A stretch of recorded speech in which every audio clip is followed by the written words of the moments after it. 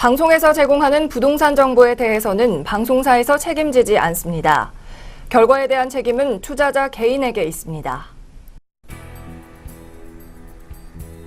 전국의 내경제TV 시청자 여러분 안녕하십니까. 이춘모의 시간입니다. 세테크 재테크 시간입니다.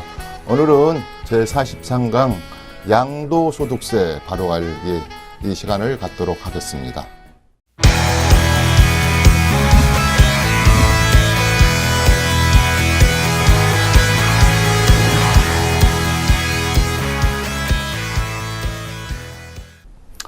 예, 제43강입니다.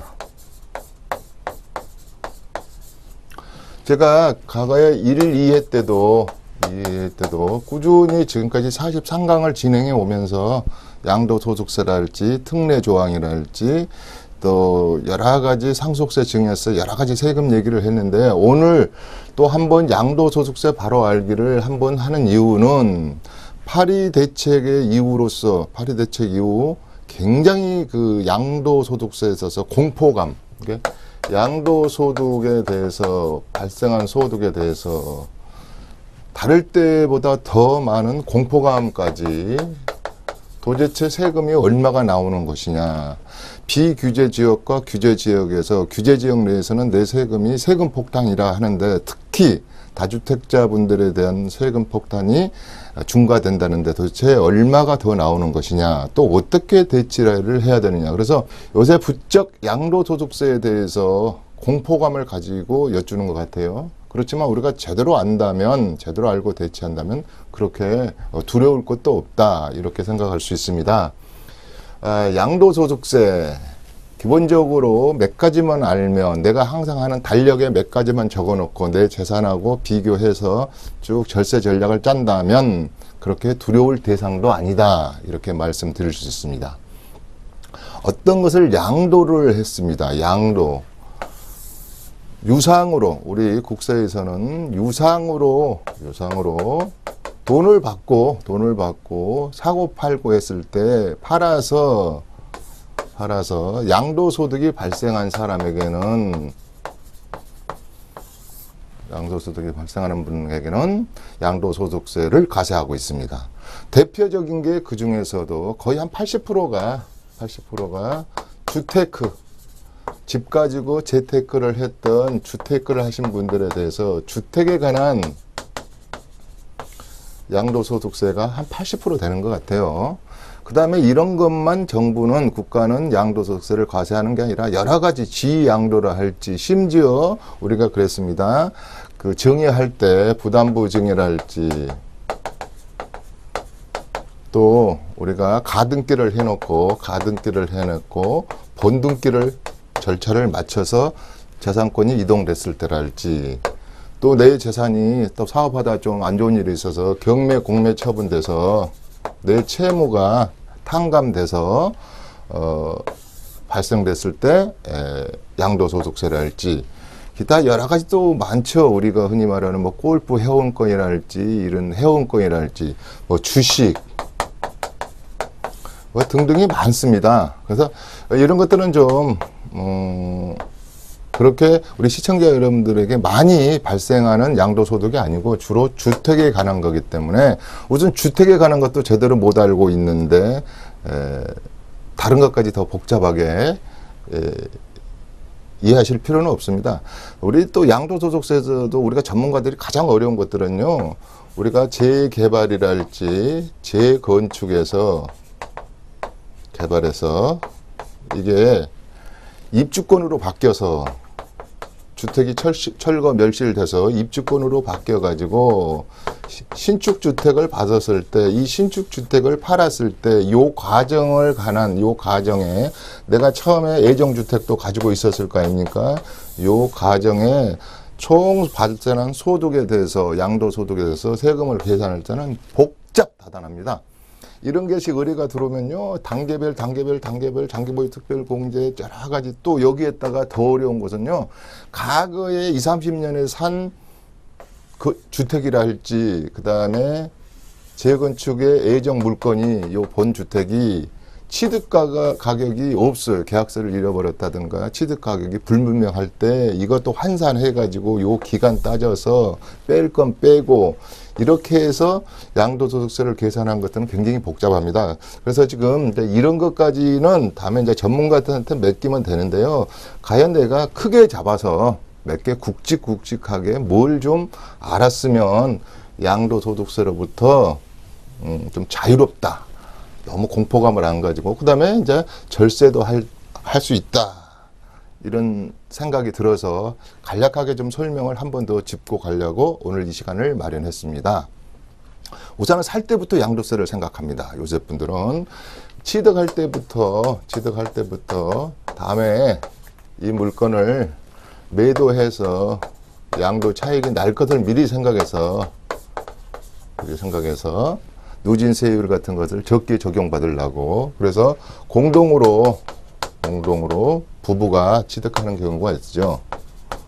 이때도 제가 전번 시간에 공동으로 취득했을 경우는 여러 가지 좋은 점이 한 7대3 정도로 좋은 점이 70%고 또 한 30%는 그렇게 안 해도 또 어떻게 보면 좀 디메리트 부분도 30%가 있다 그랬습니다. 그래서 이때도 이번에 중요한 통계를 하나 했던데 우리 이혼할 때 가정법원에서 통계를 했는데 지금은 이 부부간에 이 아파트랄지 단독주택, 이 주택을 공동으로 재산을 공동으로 공동등기를 하는 경우가 한 40%라 그래요. 상당한 거죠.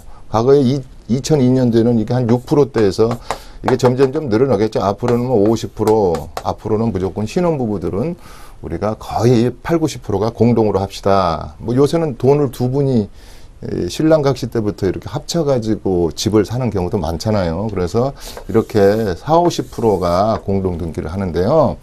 공동등기를 이렇게 처음부터 최초로 할 때는 이익이 많아요. 예컨대 취득세를 할 때 재산세에 대해서는 공동등기를 한다고 한들 자기 취득 가액만큼의 세금을 내기 때문에 우리 주택의 경우는 재산세랄지 취득세 부분에서는 감면이랄지 어떤 혜택들이 이렇게 두 분이 공동등기를 했을 때 양도소득세로부터 좀 더 덜 내는 거라 할지 이런 건 없어요. 취득세하고 재산세는.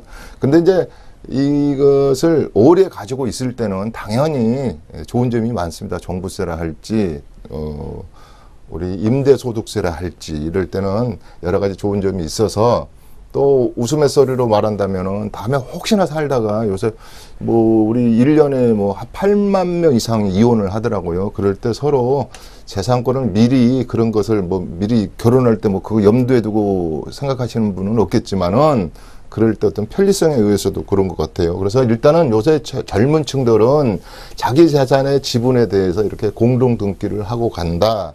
그랬을 때 거기에 비춰서 지금 살고 계신 분들이 그러니까 지금 5년, 10년 사신 분들이 꼭 사전 증여 목적이 아니고 사전의 증여를 목적이 아닌 경우는 9억 이하고 곧 내가 이 물건을 팔아서 새 주택을 다른 걸 사야 될 이런 계획을 가지고 있는 분들은 굳이 공동등기를 할 필요 없어요.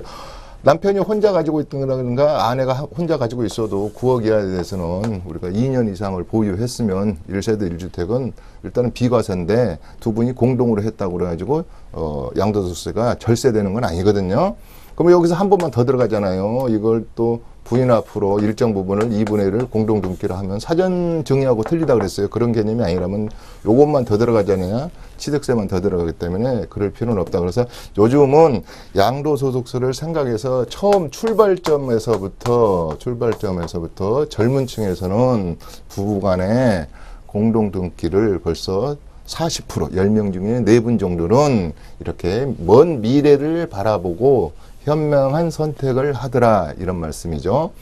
두 번째, 정부는 할의 대책으로 다주택자에게 규제지역 내에서 조정대상구역 49라 그랬잖아요. 이 구역 내에서는 정부는 욕심쟁이입니다. 여러 가지 요건을 합니다. 자, 제발 7, 8개월 내에 집을 좀 팔아서 1세대 1주택으로 좀 만드십시오.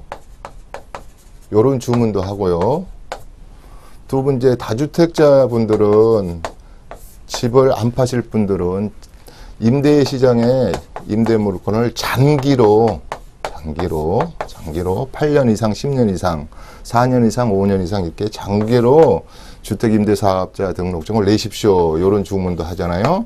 또 세 번째로는 이제는 청약을 해서 로또 복권처럼 프리미엄이 많이 붙은 아파트에 당첨됐을 때 그 안에 파시는 분들도 일단 단일 세율로 적용하겠습니다. 이런 이제 여러 가지 주문들을 하고 있습니다. 그랬을 때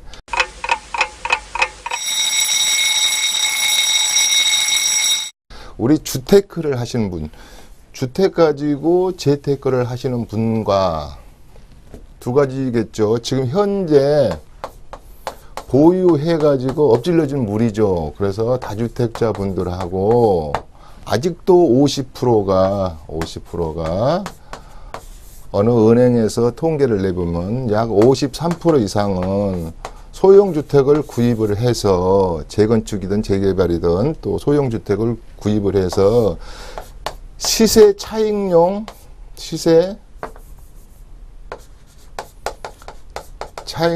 물건을 찾고 있답니다. 그러니까 아직도 50% 이상은 집을 살 때 임대 목적으로도 사고 그 다음에 자기가 자가 거유 목적으로도 사지만 50% 이상은 아직도 이 집을 사서 갭 투자도 마찬가지죠. 이 집을 사서 시세가 좀 올랐을 때 세금을 물고라도 팔고 싶어 하시는 분들이 지금도 많다 그래요.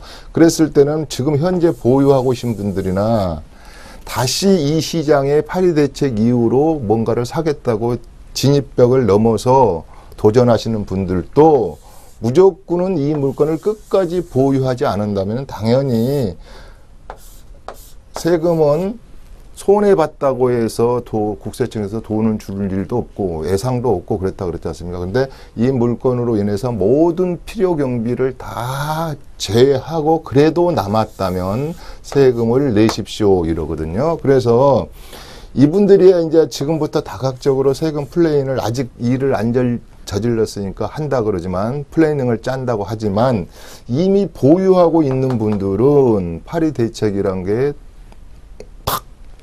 내 앞에 현실로 다가왔기 때문에 이분들이 짜는 양도세 전략이 중요합니다. 그랬을 때 우리가 기본적으로 파리 대책이 나오기 전에도 제가 맨날 1, 2, 3, 4강에서 내가 하는 말씀 중에 하나가 일단은 보유를 좀 장기로 가야 되는 겁니다. 보유를. 그래서 이것만이라도 초단기 이것은 1년 내에, 2년 내에 우리가 단일세율로 적용받는 40%, 토지 50% 이렇게 단일세율로 빼도 박도 못하게 단일세율로 적용받는 물건은 적어도 이 기간은 좀 더 오래 장기 보유해야 된다는 개념하고요. 그 다음에 장기로 정말로 보유를 해서 장기 보유 특별 공제에서 두 가지죠. 2주택자는 파리 대책으로 인해서 앞으로 장기 보유 특별 공제를 안 해주겠다. 두 번째, 비규제 지역에 파시는 분이랄지 비규제 지역에 파시는 물건을 가지고 있다가 파시는 분들이라 할지 1세대 1주택자 분들은 파리 대책에 세제 개정안하고 아무 관계가 없다고 말했습니다. 그래서 이분들은 장기보유 특별 공제를 되도록이면 많이 받을 수 있도록 오래오래 보유해야 된다.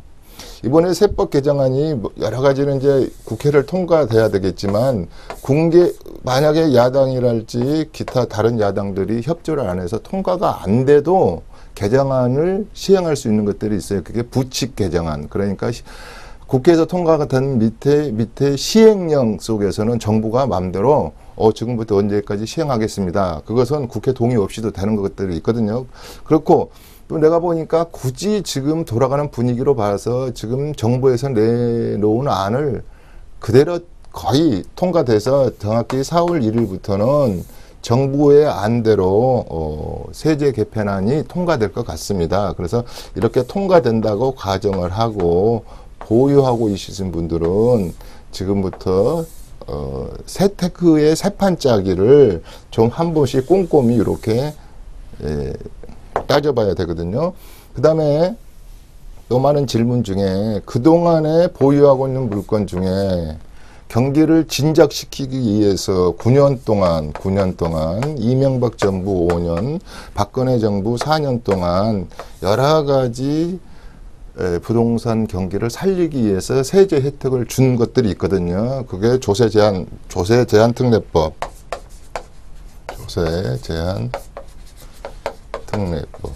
이런 것들은 그대로 그 기조가 유지됩니다. 이걸 지금 파리 대책이 됐다고 해서 이걸 갖다가 뒤로 엎어서 소급 적용하는 게 아니라, 예컨대 이런 것들이 몇 개 나와 있는 것들이 있죠. 과거에 김대중 정부에서도 이런 조세 특례제한법을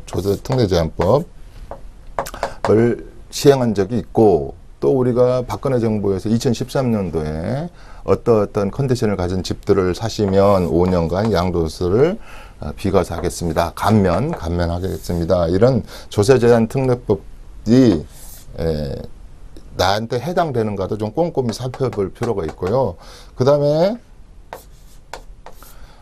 제일 지금 중요한 것이 헷갈리는 것 중에 하나가 순서입니다. 순서. 도대체 과거에는 우리가 여러 개의 집을 가지고 있거나 이러면 세금이 적게 나오는 것부터 파십시오. 그 말은 당연하겠죠. 세금을 적게 맞는 것을 한번 두들겨 맞고, 두 번째 주택부터는 비과세 조건을 갖춰서 이것은 100% 감면되는 전략으로 짰습니다.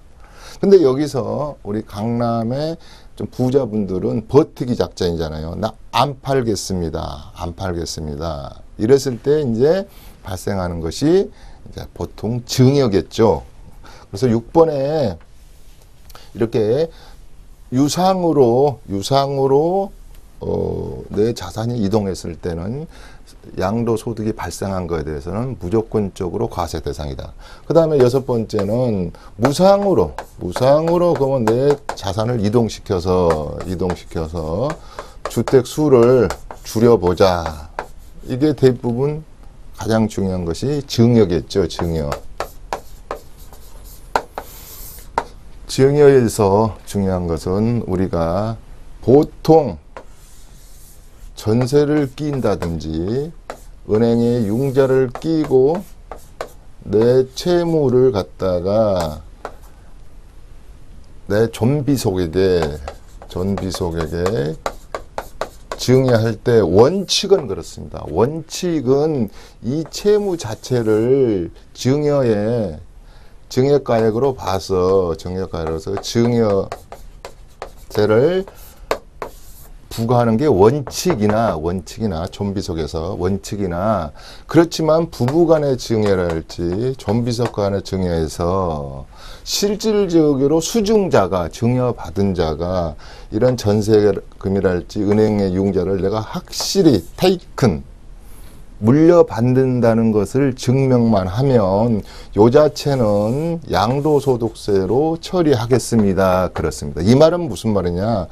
엄마 아빠가 예를 들어서 9억 이하의 1세대 1주택에 대한 비과세에 대한 주택을 이렇게 증여로 해져 버리면 양도소득세가 없잖아요. 아까 부담부 증여 속에서도 양도소득세 과세 대상이 아니니까. 그러면 누이 좋고 매부 좋고 두 마리의 토끼를 잡을 수 있는 건데, 요때도 정말로 요 채무 관계를 정확히 인수인계를 했느냐를 따진다는 개념입니다. 쉽게 제가 표현하고 있습니다. 그래서 이럴 때도 여러 가지를 조심해야 될 부분들이 좀 있다, 이렇게 볼 수가 있습니다. 그래서 사실은 7번을 하나 더 한다면, 단순하게 우리가 어느 주택을 단독이 됐든 아파트가 됐든 또 앞으로의 예비주택이 됐든 분양권이 됐든 입주권이 됐든 이런 것이 이렇게 제3자와 비속 및 좀비석으로 이동을 할 때 과거에 오랜 기간 동안 특히 5년, 10년 보유했던 분들은 무조건적으로 부동산이 올랐죠. 거의 90%가 올랐지 않습니까? 물론 뭐 10%도 내가 샀을 때보다 떨어진 경우도 있지만 무조건적으로 올랐다고 거의 뭐 올랐으니까요. 아파트 개념으로 뭐 토지 같은 거 떨어진 것도 있겠네요. 올랐을 때 어차피 양도소득세는 과세된다고 생각을 했을 때 이제는 이 이해관계를 아주 철저하게 내가 뭐라고 그랬냐면 계약을 하기 전에 이걸 한번 따져봐야 된다. 요즘은요. 우리 제만 예방세무를 하는 게 아니고 국세청에서도 굉장히 친절해졌습니다. 자, 내가 물건을 판 날 속한 달에 말일부터 60일 이내에 양도소득세를 내야 되는데 이제 60일이니까 내가 뭐 하려고 미리 내 그리고 한 이제 55일째 가서 세금을 이제 양도소득세를 내야겠다 그러면 벌써 국세청에서 착실하게 레터가 와 있어요. 편지가. 고객님은 8월 31일까지 양도세를 무엇을 팔았는데 양도세를 내야 되니 좀 미리미리 양도세도 준비하세요. 이런 안내장이 날아옵니다. 과거에는 이런 게 별로 없었어요. 안 내면 막 과세하고 그러는데 그럼 그 이유는 왜 그러느냐? 이제는 거래사실 신고 같은 게 전부 다 우리가 신고를 하면 이 자체가 국세청으로도 가고 여러 가지로 수집돼서 하나의 통폐합돼서 관리하기가 쉬워졌잖아요. 그 엔티스라는 프로그램 속에도 다 관리를 하고 그러기 때문에 이제는 주택을 팔건 내가 무상으로 증여하든 간에 어느 테두리 안에 다 들어와 있거든요. 그래서 오늘은 그 양도소득세 발효에 대해서 이제 디테일한 면 여러 가지 케이스별로 있겠죠. 여러 가지. 특히 이 중에서 제일 중요한 거 요것만 하고 시간이 없으니까 제일 중요한 것은 이 특례 조항이 제일 중요한 것은 뭐냐면요. 요것만 크게 쓰겠습니다. 오늘 우리 43강에서 요 단어만 알아가도 대한민국의 국세청은 국가는 1세대 인자가 1세대 1주택에 대해서 한 세대가 주민등록상에 생계를 같이 하는 자가 1주택에 대해서는 무조건적으로 비과세 규정이 많습니다. 우리 요 양도소득세는요, 열거주의라 그래가지고요, 어떠한 것을 우리 증여세나 상속세는 포괄주의죠. 근데 양도세는 열거 해놓은 거 외에는 받아가지를 않습니다. 근거과세주의고. 그렇기 때문에 거기에 근거된 것만 맞춰주면 되는 거거든요. 그래서 1세대 2주택인데 혹시 2주택이 되는 경우가 많다 그랬잖아요. 이 말은 제가 43강을 진행하면서 수없이 말을 했거든요. 근데 이 속에 답이 있고 어떻게 처리하고 어떻게 하십시오 조건은 어떻게 하십시오 면적은 어떻게 여러 가지 컨디션을 해놨는데 요 보따리를 이해를 잘못하거나 이걸 간과해 가지고 1세대 1주택에 비과세를 못 받아요. 그러다 보니까 엉뚱하게 분명히 1세대 1주택 비과세 대상으로서 충분한 조건을 가지고 있고 조금만 기본 지식이 있으면 되는데 그냥 이 2주택에서 포기를 해버리는 거예요. 저는 어차피 2주택이다. 여러 가지. 그래서 오늘의 답은 이 8번 항에 있는 거예요. 자, 3주택자는 9번의 3주택자는 다음 기회에 3주택 이상을 제가 이제 다주택 개념이라 그러거든요. 어떻게 됐든 간에 집 두 채 있는 분들은요. 얼마든지 좀 한번 케이스별로 연구를 해보자. 그래서 오늘의 43강의 키포인트는 2주택자 분들은 여러 가지의 세택스 전략을 찾아보면 충분히 1세대 1주택에서 비과세 받을 수 있는 요만한 틈이 많이 존재한다. 엔드 9번에 가서 다주택자는 이보다는 더 쉽지는 않지만 3주택자도 포기하면 안 돼. 여러 가지 이제 주택임대 사업자로 묶는 방법도 있고 여러 가지가 있다고 그랬잖아요. 증여 처리하든가. 그래서 오늘 시간에는 발의 대책으로 중과세되는 양도소득세에서 공포감을 느끼는 시청자분들에게 너무 공포감을 갖지 말자. 그러니 굳이 탑 10으로 해서 10개 하나 한다면 공부를 좀 해서 현명한 재테크를 해야 되겠습니다. 44강에서 다시 찾아뵙도록 하겠습니다. 이춘모였습니다. 고맙습니다.